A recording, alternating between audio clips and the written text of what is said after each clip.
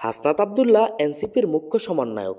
তিনি কুমিল্লা-৪ দেবিদ্বারে ১১ দলীয় ঐক্যজোট থেকে এনসিপির হয়ে শাপলাকলি মার্কায় মনোনয়নপত্র পেয়েছেন। তার ন্যায় ও ইনসাফ ভিত্তিক কথায় সাধারণ মানুষ তার প্রতি বিশেষভাবে আকৃষ্ট হয়েছেন।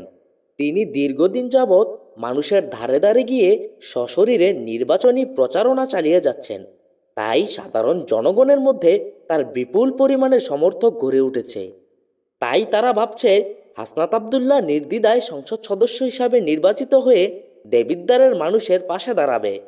ওইদিকে হাসনাত আবদুল্লাহর প্রতিপক্ষ সাবেক সংসদ সদস্য মঞ্জুরুল আহসান মুন্সি প্রথমে ধানের শীষের মনোনয়ন পেলেও পরবর্তীতে তার ঋণ খেলাপির অভিযোগে বাতিল বলে গণ্য হয়ে যায়।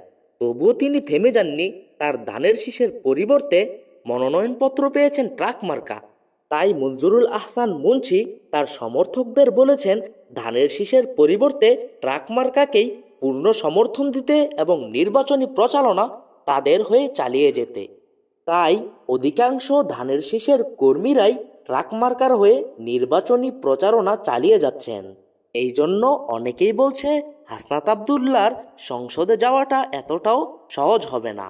হাসনাত আবদুল্লাহ তার এক বক্তব্যে জানিয়েছেন তার প্রতিদ্বন্দ্বী সব প্রার্থীকেই তিনি হেভিওয়েট মনে করেন, চাই সে কোনো দলের হোক কিংবা স্বতন্ত্র প্রার্থী। দেবিদ্বারের সাধারণ জনগণ জানিয়েছে তাদের আশা হাসনাত আবদুল্লাহ দেবিদ্বারে বিপুল ভোটে জয়যুক্ত হয়ে সংসদে যাবে এবং দেবিদ্বারের মানুষের পাশে দাঁড়াবে। উসামা জুনায়েদ, আলবাব নিউজ।